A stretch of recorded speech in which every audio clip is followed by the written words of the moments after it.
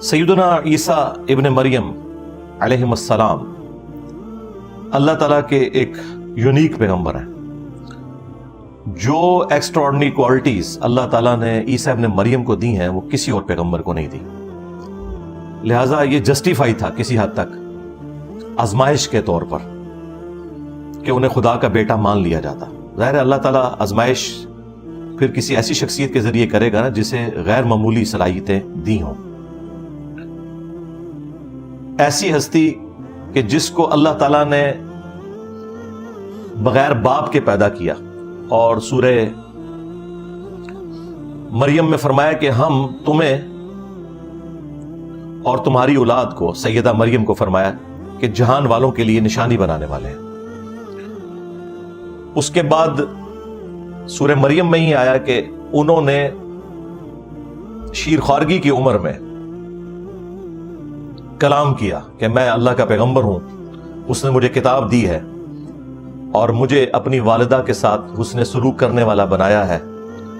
सलाम हो उस दिन पर जिस दिन मैं पैदा हुआ, जिस दिन मैं मरूंगा और जिस दिन दोबारा उठाया जाऊंगा।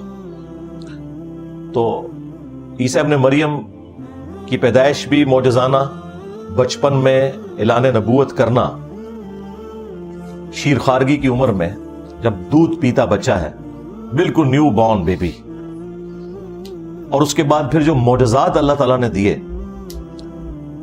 कि अंधों को अल्लाह ताला के इज़्न से शिफा दे देते थे, इसी तरीके से जो कोड़ी के मरीज थे उनको शिफा दे देते थे अल्लाह के इज़्न से। सूरतुल माइदा में, सूरह मरियम में, सूरह आल इमरान के अंदर ये 3 मेन सूरतें हैं जिनमें ईसा इब्न मरियम का तफसीली जिक्र आया, वो आप खुद भी पढ़ सकते हैं। और सबसे बढ़कर मट्टी की मूरत में फूंक मारते थे तो वो परिंदा बन जाती थी अल्लाह के इज़्न से, और मुर्दों को जिंदा कर देते थे अल्लाह के इज़्न से। अब ये क्वालिटीज किसी और पैगंबर को अल्लाह ताला ने नहीं दी। यहां तक कि फरमाया कि रूहुम मिन, वो अल्लाह की रूह है। इसी की वजह से बाद लोगों ने धोखा खाया और उन्हें खुदा का बेटा कह दिया। हालांकि अल्लाह ताला ने ईसा इब्न मरियम का स्टेटस बिल्कुल क्लियर किया कि वो अल्लाह के बंदे हैं।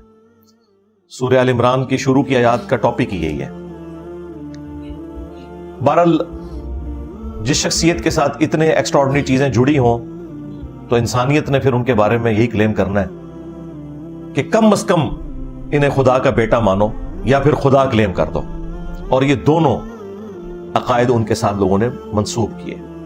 कैथोलिक का अकीदा है कि वो खुदा के बेटे हैं, और प्रोटेस्टेंट का अकीदा है कि वो ईसा इब्न मरियम खुद अल्लाह हैं जो कि इंसानी शक्ल में जमीन के ऊपर आ गए, वलियाज़ु बिल्लाहि ताला। और अल्लाह ताला ने दोनों अकीदों का रद्द किया है बड़ी तफसील के साथ। सूरह आल इमरान में और सूरतुल माइदा में तो जिस शान से डिस्कशन हुई है वो तो अपनी नौयत की एक यूनिक डिस्कशन है।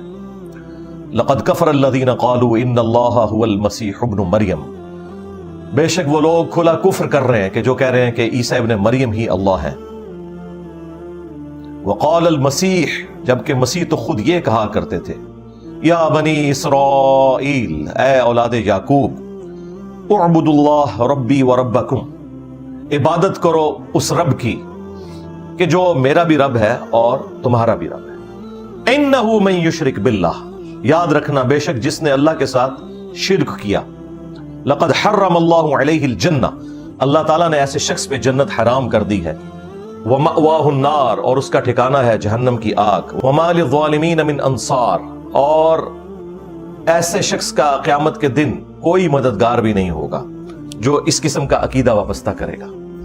इससे ज्यादा तो बेहतर अंदाज में समझाया नहीं जा सकता था। फिर आगे चल के फरमाया लक़द कफ़र अल्लज़ीना क़ालू इन्नल्लाहा सालिसु सलासा, वो भी काफिर हैं जो कह रहे हैं कि अल्लाह 3 में से एक है। यानी वो कहते थे कि उस वक्त ट्रिनिटी ये थी कि 3 खुदा हैं, अल्लाह, सैयदा मरियम और सैयदना ईसा इब्न मरियम। आज की जो ट्रिनिटी है उसमें सैयदा मरियम को तो साइड पे करके उन्होंने होली गोस्ट को दाखिल कर दिया है, सैयदना जिब्रील अलैहिस्सलाम। बहरहाल ट्रिनिटी आज भी उस तरीके से मौजूद है। फिर आगे चल के अल्लाह ताला ने फरमाया कि मल मसीह इब्न मरियम इल्ला रसूल, ईसा इब्न मरियम तो नहीं थे मगर एक रसूल, قد خلت من قبلہ الرسل، ان سے پہلے بھی رسول گزر چکے ہیں. وَأُمُّهُ صِدِّيقَةٌ، ان کی ماں ایک سچی عورت تھی. كَانَا يَأْكُلَانِ الطَّعَامَ، دونوں کھانا کھایا کرتے تھے، دونوں روٹی کھانے کے محتاج تھے. دیکھو ہم اپنی آیات کس طرح کھول کھول کر بیان کر رہے ہیں، اور پھر ان کی طرف دیکھو کس طرح یہ الٹے پڑے جاتے ہیں. کیا تم ایسی ہستیوں کو اللہ کے سوا پوج رہے ہو کہ جو نہ تمہارے نقصان کے مالک ہیں نہ نفع کے مالک ہیں، اور اللہ ہی سننے والا اور علم والا ہے. یعنی اس میں واضح عقیدہ اللہ تعالیٰ نے بتا دیا کہ عیسیٰ ابن مریم اور ان کی ماں من دون اللہ بھی ہیں، اس اعتبار سے کہ اللہ کے مقابلے پہ لوگوں نے ان کو کھڑا کیا. لہٰذا یہ بھی ایک ڈھکوسلا جو تھا بعض فرقوں کا کہ من دون اللہ سے مراد صرف بت ہیں، وہ بھی ختم ہوا. نمبر 2، نہ صرف ان کی پرستش کی نفی کی بلکہ ساتھ یہ کہا کہ یہ تمہارے نفع نقصان کے مالک بھی نہیں ہے. لہٰذا ان لوگوں کا بھی دروازہ بند ہو گیا جو یہ کہتے تھے کہ ہم میں اور کرسچنز میں یہ فرق ہے کہ کرسچن جو ہیں وہ اللہ کے پیغمبر کی عبادت کرتے ہیں، اس کی ماں کو پوجتے ہیں. ہم تو اولیاء اللہ اور انبیاء کی عبادت نہیں کرتے، ہم تو انہیں اللہ کا بندہ مانتے ہیں. تو اس میں میں نے کہا تھا نہ، آگے چل، آگے لکھا ہوا ہے کہ نہ وہ تیرے نفع کے مالک ہیں نہ نقصان کے.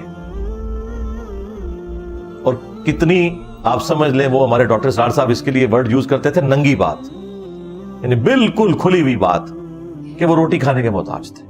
بھائی اگر عیسیٰ ابن مریم اور ان کی ماں روٹی کھانے کے محتاج ہیں اور وہ کسی کے نفع اور نقصان کے مالک نہیں ہیں تو سرکار بابے شاہی کوئی نہیں. بالکل قرآن کی ہر آیت سے یہی رزلٹ نکلتا ہے کہ بابے شاہی کوئی نہیں. عیسیٰ کے جیسا ہے ہی کوئی نہیں، تیرے بابے تھے، شاہی کوئی نہیں.